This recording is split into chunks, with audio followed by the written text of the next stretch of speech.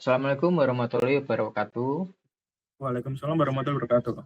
Pada video kali ini kami akan mempresentasikan UAS Analitika Data dengan saya Kristiawan Yusua Herdinando, NIM F12 2023 00 100 dan dengan rekan saya Bagas Subiantara dengan NIM F12 2023 00104. Baik, kita langsung saja masuk ke soalnya. Dimana yang pertama modeling menggunakan decision tree. Yang pertama ada EDA, dua modeling base, yang ketiga modeling optimis, dan yang keempat hasil temuan cara baca confusion metric dan cara baca tree. Lanjut ke codingan langsung. Pada bagian ini merupakan input library utama untuk manipulasi data dan algoritma machine learning decision tree serta mengatur estetika grafik. Baris ini melakukan inisialisasi path directory secara terpusat untuk mempermudah akses dataset yang tersimpan di Google Drive. Bagian ini berfungsi untuk menghubungkan Google Colab dengan Google Drive Mounting dan mendaftarkan folder proyek ke dalam sistem agar file Python di dalamnya bisa diakses secara langsung. Kode ini memastikan direktori penyimpanan sudah tersedia dengan membuat folder baru jika belum ada, lalu menampilkan log konfirmasi beserta waktu eksekusi sebagai bukti setup berhasil. Baris ini mendefinisikan list nama kolom secara manual A1 sampai kelas yang akan digunakan sebagai header saat memuat dataset. Baris ini memuat dataset CRE.data menggunakan pandas dengan menerapkan nama kolom yang telah dibuat, menangani spasi berlebih pada pemisah set, dan mengubah simbol tanda tanya menjadi nilai none agar bisa dideteksi secara missing values. Baris ini berfungsi untuk validasi data dengan menampilkan jumlah baris dan kolom yang berhasil dimuat menggunakan atribut shape. Baris ini digunakan untuk mengecek tipe data dari setiap kolom seperti angka atau teks guna memastikan data sudah berada dalam format benar untuk proses analisis. Baris ini menampilkan 5 baris pertama dataset untuk memverifikasi secara visual bahwa nama kolom, pemecah data, dan nilai-nilai sudah terbaca dengan benar. Kode ini secara otomatis mengelompokkan kolom ke dalam 2 daftar, numerik fitur untuk data, angka, dan kategorial fitur untuk data teks atau kategori. Baris ini menggunakan kolom kelas dari daftar fitur kategorikal untuk memastikan variabel target tidak ikut terproses sebagai fitur prediktor independent variable. Baris ini menampilkan ringkasan akhir pengelompokan variabel untuk memastikan jumlah dan daftar fitur numerik kategorikal serta target sudah sesuai sebelum masuk ke tahap pemodelan. Mengeksekusi kembali df.head untuk melakukan verifikasi visual akhir guna memastikan struktur data, penamaan kolom, dan format nilai sudah sesuai sebelum masuk ke tahap analisis lebih dalam. Baris ini menghitung distribusi frekuensi dan persentase proporsi dari variabel target kelas untuk mengecek apakah data set seimbang, balance, atau timpang imbalance.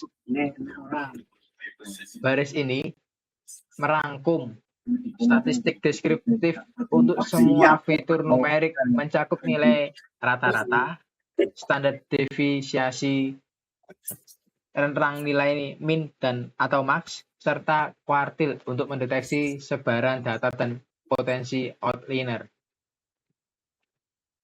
Literasi ini melakukan profiling pada fitur kategorikal untuk melihat jumlah variasi nilai unik serta mengidentifikasi 3 nilai yang paling sering muncul pada setiap kolom teks.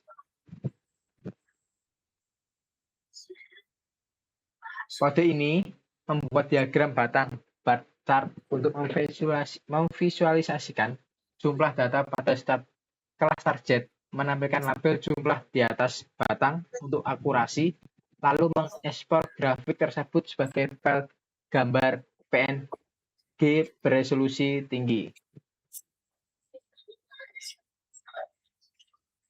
Kode ini menghasilkan panel histogram untuk 6 fitur numerik. Pertama, guna menganalisis bentuk sebaran data, mendeteksi kemiringan, swagness, dan mengidentifikasi nilai pencilan outliner secara visual.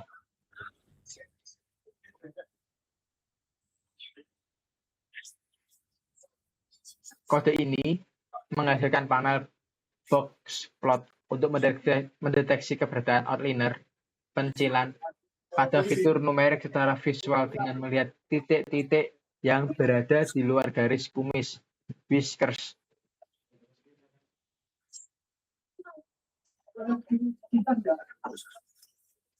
Kode ini membuat panel cluster bar chart menggunakan cross step yang dinormalisasi untuk melihat perbandingan proporsi kelas target pada setiap kategori fitur guna mengidentifikasi fitur mana yang paling berpengaruh terhadap hasil klasifikasi.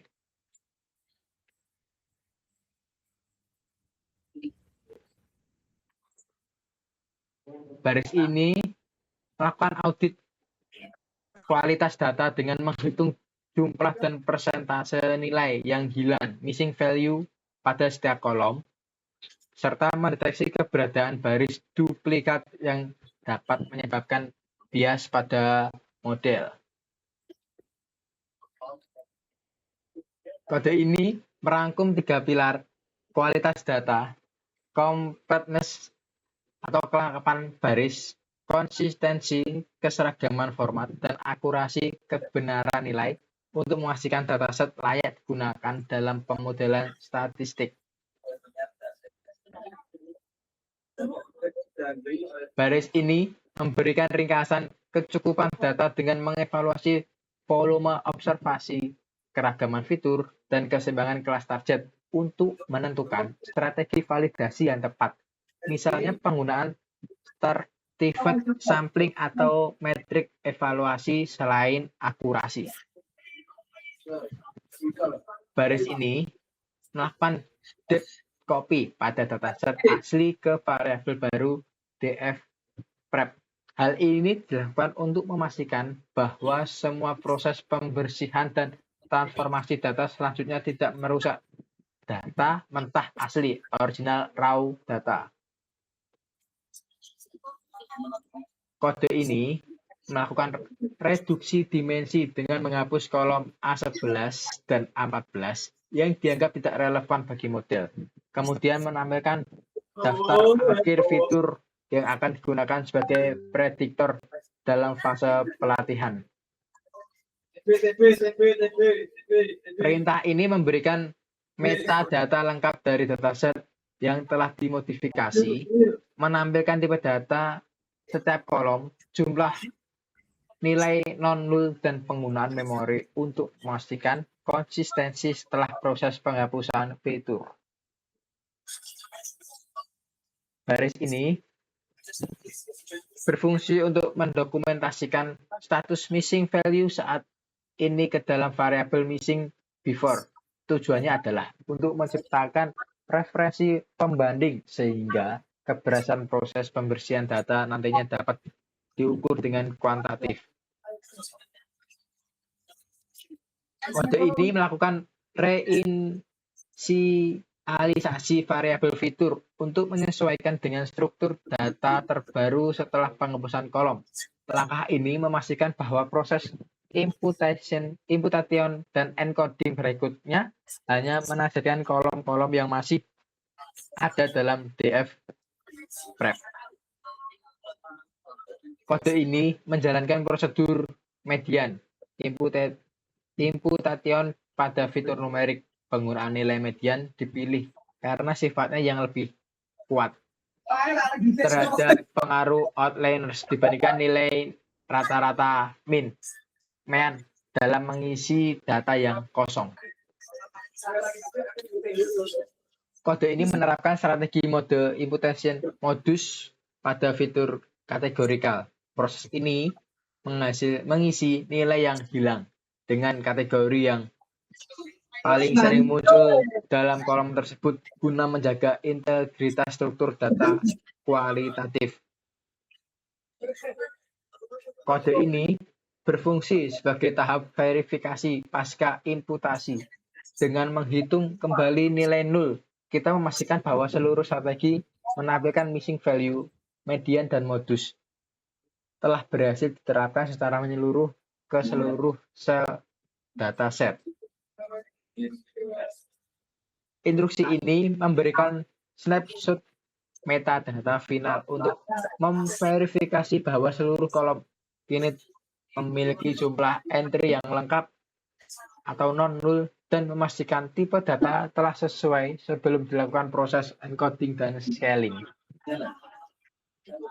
Kode ini melakukan eliminasi redundasi dengan mendeteksi dan menghapus baris yang identik secara keseluruhan dengan menyisakan hanya satu entry pertama.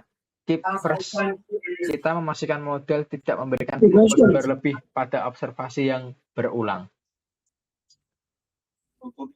Instruksi ini menampilkan metadata final dari dataset yang telah dibersihkan. Kita menggunakannya untuk memverifikasi bahwa total baris atau entries telah berkurang sesuai jumlah duplikat yang dihapus dan memastikan setiap kolom kini memiliki jumlah data yang lengkap tanpa ada satupun yang hilang. Baris ini melakukan depth copy dari DF wrap ke DF transform. Langkah ini mengisolasi tahap pembersihan data atau cleaning dengan tahap transformasi fitur atau encoding atau scaling, sehingga jika terjadi kesalahan dalam proses transformasi, kita tidak perlu mengulang proses pembersihan dari awal. Kode ini melakukan inspeksi fitur kategorikal dengan memfilter kolom bertipe objek dengan memiliki kardinalitas rendah kurang dari 100 nilai unik. Hal ini dilakukan untuk memisahkan variabel kategori yang valid dari kolom teks bebas atau ID yang tidak memiliki nilai prediktif.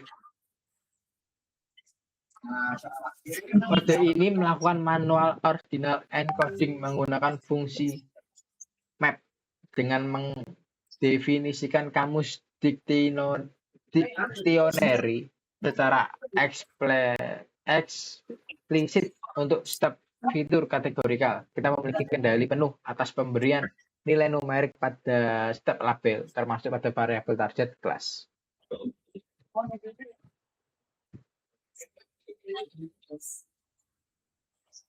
Baris ini memberikan konfirmasi mengenai dimensi akhir dataset setelah melalui seluruh rangkaian fitur initiating. Informasi ini penting untuk memvalidasi jumlah input atau fitur yang akan diterima oleh algoritma klasifikasi, memastikan tidak ada kolom yang hilang atau berlebih. Instruksi ini menampilkan representasi numerik penuh dari dataset melalui head.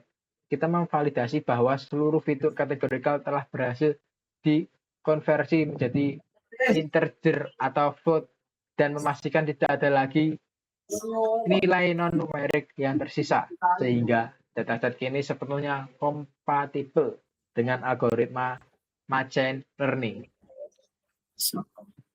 Kode ini melakukan identifikasi dan eliminasi fitur konstan dengan menghapus kolom hanya memiliki satu nilai unik varians 0. Kita membuang fitur yang tidak memiliki daya pembeda atau predictive power. Karena fitur yang nilainya sama untuk semua baris tidak akan membantu model dalam mempelajari pola klasifikasi. Kode ini menjalankan analisis multikolinearitas menggunakan korelasi Pearson. Tujuannya adalah mendeteksi pasangan fitur yang memiliki korelasi sangat tinggi lebih dari 0,85 dan mengeliminasi fitur yang redundan. Keputusan penghapusan dilakukan secara cerdas dengan membandingkan fitur mana yang memiliki korelasi lebih rendah terhadap target atau kelas, sehingga kita mempertahankan informasi paling relevan.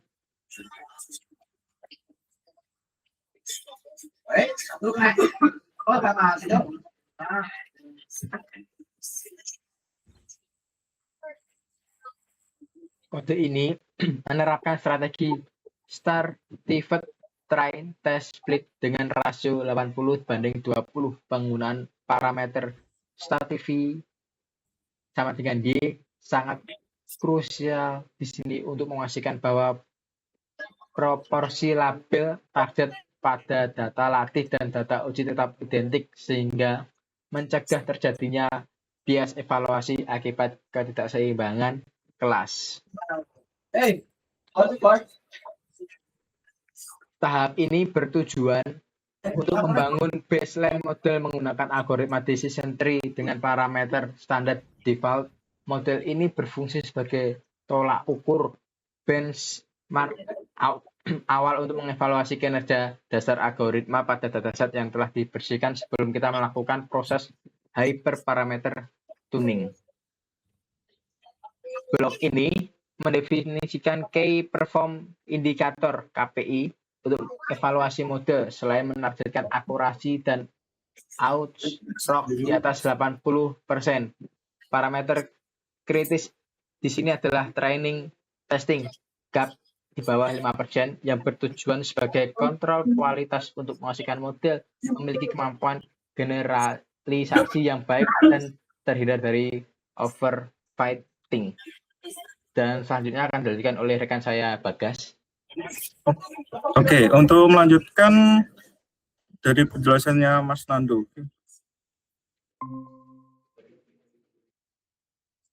Nah, untuk selanjutnya kita memasuki instruksi di sini. Instruksi ini mencetak metrik acuan yang digunakan sebagai pembanding terhadap performa model. Nah, di sini kita bisa melihat nilai transisi parameternya hasilnya yang seperti ini.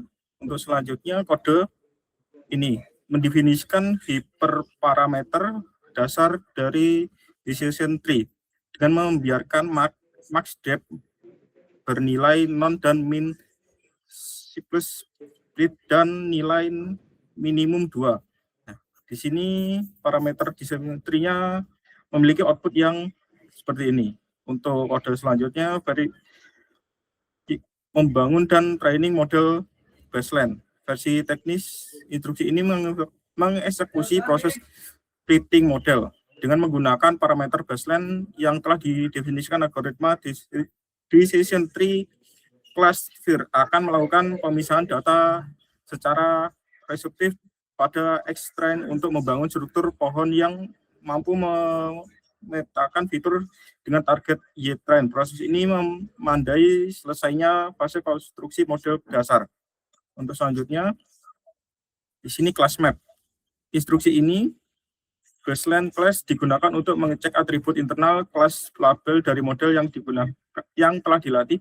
Ini mengonfirmasi untuk urutan indeks kelas, misal 0 dan 1. Untuk selanjutnya, kode ini melakukan komparasi performa komprehensif antara data latih dan data uji.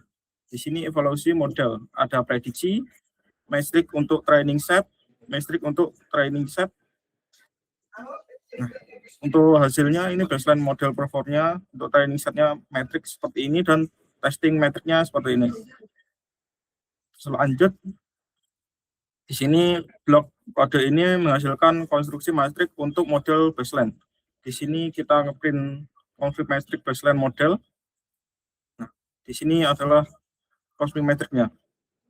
Untuk selanjutnya kode ini memvisualisasi receiver operating kode atau ROC, terus dan menghitung nilai area under the curve atau AUC. Metrik ini mengevaluasi kemahiran model dalam memisahkan antara kelas positif dan negatif.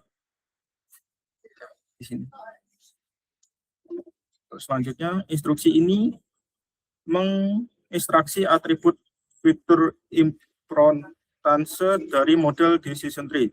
Metrik ini dihitung berdasarkan total penggunaan kriteria Gini intuitif yang dibawa oleh setiap fitur. Dengan mengisolasi 15 fitur terbatas, kita dapat menentukan fitur variabel mana yang memilih konstruksi paling signifikan dalam proses pengambilan keputusan model untuk memprediksi target. Sini bisa terlihat baseline modelnya. Di sini terlihat A9 itu sangat banyak. Untuk selanjutnya, instruksi ini menghasilkan resepsi grafis dari algoritma decision tree dengan membatasi visualisasi hingga halaman 3. Max depth sama dengan 3. Kita dapat melakukan audit terhadap node atau integral nodes utama. Ini membantu kita memahami kriteria pembelahan splicing kriteria berdasarkan nilai Gini improved. Ini visualisasinya seperti ini. Untuk tahap ini, tahap 2, hyperoptimation. Di tahap ini untuk mencari kombinasi optimal bagi decision tree dengan melakukan ekstraksi pada berbagai level max depth, min simple strip dan min simple left. Kita melakukan teknik pruning atau pemangkasan. Dari kode ini kita terlihat seperti ini hasilnya. Untuk lanjut tahap ketiga, optimasi model. Tahap ini melakukan titik kulminasi dari proses optimasi, di mana kita mengambil best estimator dari hasil pencarian grid search. Ya. Terlihat model bisnisnya dari grid. Untuk evaluasi optimasi model, kode ini menghitung metrik performa akhir untuk model yang telah dioptimalkan. Fokus utama kita adalah memvalidasi apakah penyesuaian hiperparameter berhasil mereka angka operating. Di sini coding untuk evaluasi optimasi model. Di sini adalah hasilnya terlihat. Untuk confusion matrix, visualisasi ini menyajikan confusion matrix dalam model yang telah dioptimalisasi menggunakan skema warna hijau green untuk membedakan dari model baseline. Di sini terlihat matriknya berbeda. Untuk rock course optimasi, visual ini menampilkan kurva rocks reservoir operating curve. Untuk model ini telah dioptimasi dengan menggunakan probabilitas prediksi dari set parameter terbaik. Kita menghitung nilai AUC atau arahan kurva AUC untuk model yang telah dioptimasi dengan menggunakan probabilitas prediksi dari set parameter terbaik. Kita menghitung dari nilai AUC yang baru. Di sini ROC course-nya. Codingnya di sini bisa terlihat grafiknya. Lanjut untuk memasuki fitur importance. Kode ini menginstruksi kepentingan fitur dari model yang telah dioptimalisasi. Setelah proses pruning dan optimalisasi hiperparameter peringkat fitur ini sering berubah dibandingkan dengan model baseline. Optimalisasi modelnya seperti ini. Untuk A9 sangat berbeda jauh dengan yang lainnya. Memasuki tree visualization. Visualisasi ini menampilkan arsitektur post pruning decision tree berbeda dengan model baseline yang mungkin memiliki cabang yang sangat banyak dan spesifik noise. Struktur ini mencerminkan hasil optimalisasi hyperparameter. Di sini terlihat decision tree-nya yang berbentuk grafik pohon. Memasuki comparison. Tahap ini membandingkan metrik performa model baseline dengan model optimasi. Lanjut, comparison table. Blok ini mengkonsiderisasi seluruh metrik evaluasi di dalam satu delta frame komposisi dengan membandingkan sektor baseline dan optimasi secara perbandingan. Kita dapat melakukan analisis delta untuk melihat peringkat performa pada data uji. Di sini kombinasinya codingnya yang seperti ini dengan hasil yang seperti ini. Lanjut, visualisasi comparison grafik batang. Ini menyajikan perbandingan head to head antara model baseline dengan optimasi pada 4 metrik utama data uji dengan menyetel batas sumbu Y pada retrang 0,7 hingga 0,9. Kita secara strategi menjelaskan perbedaan tipis, namun krusial dalam performa. Ini terlihat perbedaannya sangat tipis, tapi sangat krusial di sini. Untuk lanjut, ROC Course Comparison. Grafik ini menyajikan kurva ROC antara model baseline biru dan optimasi merah. Perbandingan ini krusial untuk mengevaluasi power atau kemampuan model dalam memisahkan kelas positif dan negatif. Ini terlihat merah dengan biru. Masuki confusion metric. Visualisasi set by set ini memfasilitasi audit langsung terhadap pergeseran klasifikasi antar model baseline dan optimized. Terlihat. Lanjut. Insight dan integration. Analisis ini menyimpulkan bahwa proses optimasi bukan sekedar peningkatan angka, melainkan membangun integrasi model baseline kita sebelumnya yang sangat pintar di dalam kelas data latih atau data latih tetap dianggap sangat menghadapi ujinya nyata. Ini insight and integration. Di sini analisis perbandingan model. Untuk soal 1 cukup sampai di sini. Lanjut dengan Mas Nando. Baik, kita masuki. Oke, kita lanjut ke nomor 2, di mana nomor 2 di sini kita akan menjelaskan menggunakan modul processing, pengenalan pipeline, fitur extraction menggunakan TF-IDF, optimasi gram mana yang terbaik, machine learning menggunakan beberapa pendekatan atau optimasi parameter, dan check under fighting dan overfighting. Kita langsung saja menuju ke load drive bars. Ini menghubungkan Google Drive ke sistem agar kita bisa langsung mengakses dataset dan modul kerja secara praktis dan terpusat. Lanjut pada install library Xparaasis.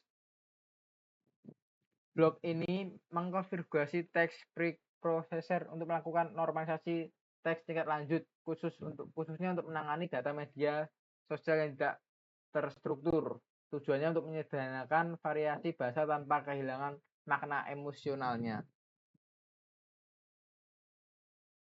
Load library blok kode ini berfungsi untuk memuat pustaka utama yang akan digunakan dalam pemrosesan data dan evaluasi model. Load dataset DF sama dengan PD red CSV. Akuisisi data mengambil dataset mentah, dataset sentimen emosi.csv dari direktori Google Drive dan mengubahnya menjadi format pandas data frame. Langkah ini merupakan fondasi utama dalam memindahkan data dari penyimpanan permanen ke memori komputer agar siap diolah. Lanjut melakukan inspeksi awal terhadap dataset dengan menampilkan 5 baris pertama. Langkah ini bertujuan memvalidasi apakah data telah termuat dengan benar, memahami struktur kolom, serta melihat contoh teks mentah beserta label, sentimen, atau emosi yang menyertainya. Ini hasil runnya. Lanjut pada slide selanjutnya, karena kita hanya ingin fokus di emosi analisis, maka kita hanya pakai emosi sebagai target kelasnya, kelas. Lanjut menampilkan kembali struktur data terbaru setelah penghapusan kolom. Langkah ini memastikan bahwa dataset hanya menyisakan fitur teks dan label target emosi sesuai dengan rencana pemodelan yang berfokus pada klasifikasi emosi. Ini adalah hasil runnya. Lanjut ke tahap processing. Pada tahap setting fungsi, membangun pipeline pemberian teks khusus, melakukan serangkaian fungsi custom. Tujuannya untuk mengubah teks mentah yang kotor seperti mention, URL, simbol, dan spasi berlebih menjadi teks bersih yang standar agar algoritma machine learning dapat menangkap pola bahasa secara optimal. Lanjut pada tahap running processing. Logika main di sini, melakukan eksekusi pemberian teks secara sekuensial terhadap seluruh baris pada kolom tweets. Lanjut pada menyimpan hasil pembersihan teks ke dalam kolom baru bernama step 101 di dalam data frame. Langkah ini bertujuan untuk memisahkan teks mentah asli dengan teks yang telah diproses, sehingga memudahkan proses verifikasi kualitas pembersihan sebelum lanjut ke tahap ekstraksi fitur. Lanjut dalam menampilkan hasil akhir transformasi teks melalui perbandingan antara kolom tweets mantau mentah dan step 01 atau bersih, kita dapat memverifikasi bahwa seluruh noise seperti URL, simbol, dan format tidak standar telah berhasil dihilangkan, menyisakan kata-kata kunci yang esensial untuk klasifikasi emosi. Berikut adalah hasil runnya. Cek jumlah dataset. Lanjut ke dalam tahap hapus record yang kosong. Melakukan penyaringan data filtering untuk mendeteksi dan mengisolasi tweet yang kosong atau hanya terdiri dari satu kata setelah dibersihkan.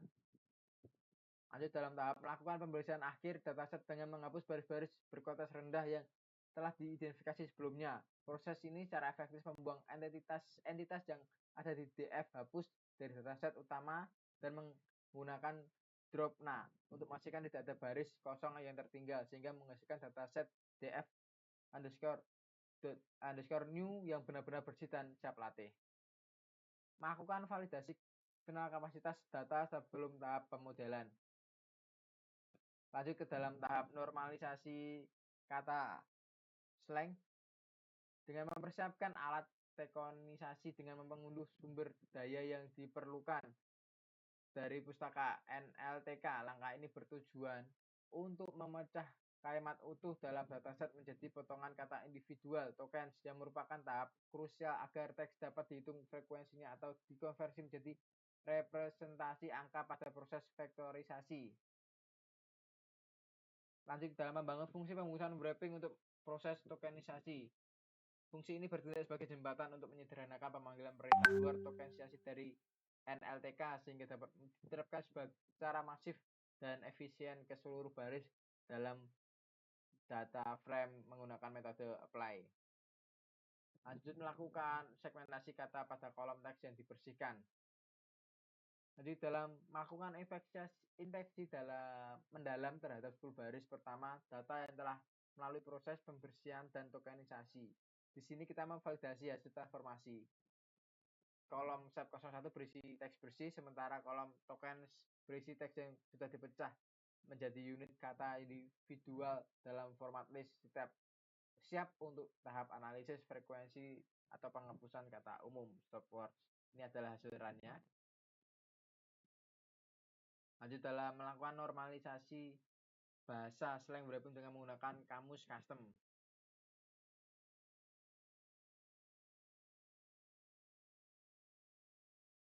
Lanjut dalam melakukan validasi hasil normalisasi kata, melalui tampilan ini kita dapat membandingkan kolom tokens kata asli dengan tokens perbaikan atau kata baku.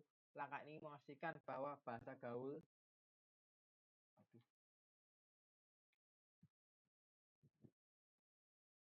sebentar.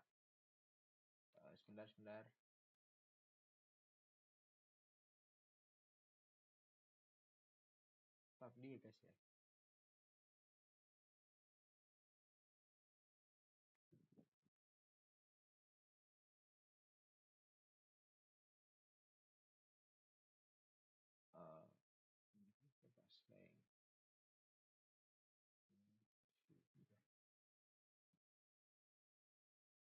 Bahasa gaul, baik saya lanjutkan lagi. Bahasa gaul singkatan atau typo telah berhasil dikonversi menjadi bentuk standar sehingga meningkatkan kepadatan informasi yang akan dipelajari oleh model.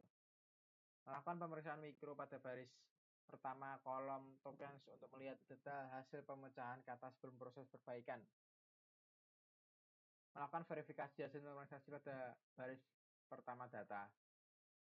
Lanjut pada tahap stop word menggunakan modul NLTK, mempersiapkan penyaringan kata-kata umum dengan mengunduh korpus stop word dari pustaka NLTK. Menginstal Sastrawi Pustaka Natural Language NPL yang dirancang khusus untuk bahasa Indonesia. Menginstalisasi mesin inti sastrawi untuk pengolahan bahasa Indonesia yang lebih mendalam. Melakukan penyesuaian software berbasis sentimen. Lanjut dalam tahap mengeksekusi pemilihan kata tugas software removal menggunakan daftar yang telah dipersonalisasi. Berikut adalah hasil runnya. Melakukan inspeksi komparatif pada baris pertama untuk melihat efektivitas kamus normalisasi. Melakukan hasil inspeksi akhir pembersihan pada baris pertama. Melakukan detokenisasi atau penggabungan kembali kata-kata menjadi kalimat utuh. Lanjut dalam menyimpan hasil pembersihan akhir ke dalam kolom baru bernama start 02. Ini adalah tahap final dari data processing di mana teks telah menjadi bersih, baku, dan padat. Kolom ini berisi string tunggal dan siap dikonversi menjadi angka atau vektor agar dapat diproses oleh algoritma machine learning. Melakukan peninjauan akhir terhadap struktur data sebelum masuk ke tahap pemodelan. Tampilan ini mengkonfirmasi keberhasilan seluruh alur kerja pipeline. Ini adalah hasil runnya. Dan untuk selanjutnya saya serahkan ke rekan saya Bagas.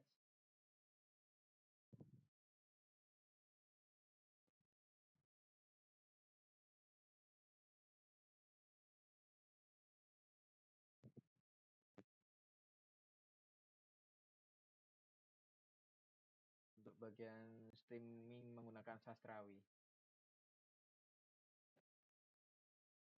Jangan lupa unmute.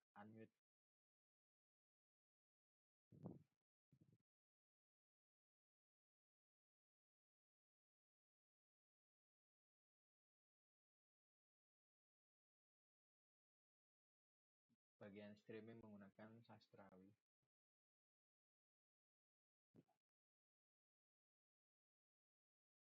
Oh, cek kemut, lupa. Ulang untuk melanjutkan dari Mas Nando, streaming menggunakan sastrawi. Melakukan instalasi ulang atau pemastian perpustakaan sastrawi telah terpasang dengan benar di lingkungan kerja. Di sini, install sastrawi. Lihat, sastrawi user instalasi lokal library Python dispatch. Lanjut, menyiapkan mesin produksi kata untuk standarisasi bahasa Indonesia, melakukan stream factory atau kata berimbuhan seperti awalan atau akhiran. Di sini terlihat. Lanjut, menjalankan processing streaming massal pada data yang telah dibersihkan. Setiap kalimat dalam kolom step 02 diproses melalui mesin sastrawi untuk memotong imbuhan dan mensisakan akar katanya saja. Lanjut, deep processing text sama dengan final string. Di sini menyimpan hasil streaming ke dalam kolom final bernama processing text. Tahap ini menandai berakhirnya seluruh rangkaian text processing. Lanjut ke deep neuhead, meninjau sampel data pertama dari data frame untuk memverifikasi konstelasi hasil pembersihan secara keseluruhan. Di sini bisa terlihat hasilnya. Lanjut ke simple processing. Di sini saya menyimpan di dataset clean dengan nama clean dataset sentimen emosi.csv.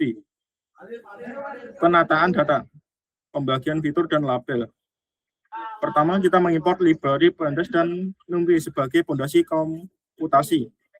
Lanjut, membuat kembali dataset hasil pembersihan dari Google Drive ke dalam variabel. Dalam langkah ini memastikan data yang digunakan untuk pemodelan adalah versi yang paling mutakhir yang sudah melalui tahap normalisasi dan streaming. Lanjut, di sini menampilkan dataset untuk validasi akhir. Di sini terlihat. Lanjut ke dataset sama dengan dataset copy. Di sini kita menyalin dataset dalam variabel dataset baru. Langkah ini bertujuan untuk mengamankan dataset asli. Lanjut, mengisolasi kolom processing text sebagai fitur utama dan memastikan tipenya adalah string. Ya. Lanjut, dataset hitung fitur head. Menampilkan baris awal dataset fitur untuk memverifikasi data. Dataset label sama dengan dataset baru emosi, mengambil kolom emosi sebagai target label yang akan diprediksi oleh model. Lanjut, kita menampilkan baris awal dataset untuk memastikan label emosi telah terpisah dengan benar. Ini terlihat hanya dataset label, dataset emosi. Lanjut ke distribusi label. Mengimpor pustaka, map, Tolib, dan Shipbone untuk kebutuhan visualisasi data. Di sini kita mengimpor library. Lanjut ke visualisasi distribusi label target untuk mengecek keseimbangan data. Ini terlihat datanya. Ini dataset label value counts. Menghitung frekuensi kemungkinan setiap label emosi perintah digunakan untuk memverifikasi apakah distribusi data antar kelas sudah seimbang atau terdapat timpang. Terlihat. Lanjut ke ekstraksi fitur dan machine learning. Ini kita mengimpor pustaka dari scikit-learn untuk kebutuhan pembagian data. Lanjut, kita langsung memisahkan dataset menjadi data latih training dan data uji testing dengan proporsi 70/30. Nah, keluar TF dan IDF. Keluar TF IDF mengimpor dan mengaktifkan fungsi TDF vectoris untuk mengubah teks menjadi angka. Proses ini memberikan bobot statistik pada setiap kata berdasarkan frekuensi kemunculannya dalam dokumen dan seluruh dataset. Lanjut ke Nav dan Bayes. Mengimpor algoritma multinominal Nav dan Bayes untuk tahap klasifikasi. Lanjut kita membangun alur kerja optimasi yang menggabungkan tahap pembobotan teks TF-IDF dan algoritma klasifikasi Nav-Bayes dalam satu kesatuan. Langkah ini mempermudah proses latihan dalam pengujian secara konsisten. Lanjut, kita menentukan daftar kombinasi parameter, hyperparameters yang akan diuji untuk mendapatkan performa model terbaik. Ini parameter. Lanjut, kita menjalankan pencarian otomatis untuk menemukan kombinasi parameter terbaik menggunakan Grid Search CV dengan teknik cross validasi sebanyak 3 kali lipatan. Sini CV sama dengan 3. Lanjut, kita melatih model klasifikasi menggunakan data latih atau train X dan labelnya. Fungsi .driven digunakan untuk memastikan format label sesuai dengan kebutuhan algoritma. Lanjut, kita melakukan prediksi pada data latih dan data uji untuk mengukur kinerja model. Lanjut, kita menghitung nilai recall untuk mengecek kemampuan model dalam menentukan kembali seluruh sampel dari tiap kategori emosi pada data latih dan uji. Selanjutnya, kita menghitung nilai probabilitas untuk mengukur tingkat ketepatan model dalam memprediksi setiap label emosi metrik. Setiap label emosi. Metrik ini menunjukkan seberapa akurat prediksi proporsi model dibandingkan dengan total hasil yang diklasifikasikan ke dalam kategori tersebut. Lanjut, menghitung F1 score sebagai nilai rata-rata harmonis yang menggabungkan precision dan recall menjadi satu metrik. Lanjut, memvisualisasikan confuse metrik menggunakan heat map untuk memetakan performa model secara detail. Terlihat. Lanjut, menampilkan kombinasi parameter terbaik yang dipilih oleh Grid Search CV setelah melalui proses pengujian otomatis. Lanjut, kita menampilkan secara fisik nilai parameter optimasi hasil pencarian Grid Search CV untuk setiap kunci yang ada dalam daftar parameter. Lanjut ke visualisasi. Di sini kita menyimpan hasil akurasi dari model navigation ke dalam sebuah daftar struktur data. Langkah ini bertujuan untuk mengumpulkan dokumen data latih dan data uji dalam satu tempat. Model navigation. Lanjut, kita menyusun hasil evaluasi dalam tabel ringkasan data frame untuk mempermudah perbandingan performa. Lanjut, kita menyusun metrik evaluasi utama yaitu akurasi, recall, precision, dan F1 score ke dalam sebuah daftar struktur.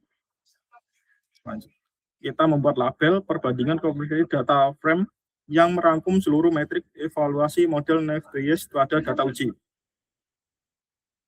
Lanjut, menvisualisasi perbandingan performa model melalui grafik batang atau barkar. Ini terlihat barkarnya. Langsung simpan ke dalam Zolib. Kita pertama mengimport Zolib. Lalu kita bakal menyimpan set the model dengan nama kelasnya bias sampel emosi. Sekian dari soal nomor 2 ini. Baik, sebelumnya terima kasih banyak untuk rekan saya Bagas. Sekian presentasi dari kami. Mohon maaf apabila ada salah kata maupun ucapan. Sekian, wassalamualaikum warahmatullahi wabarakatuh. Waalaikumsalam.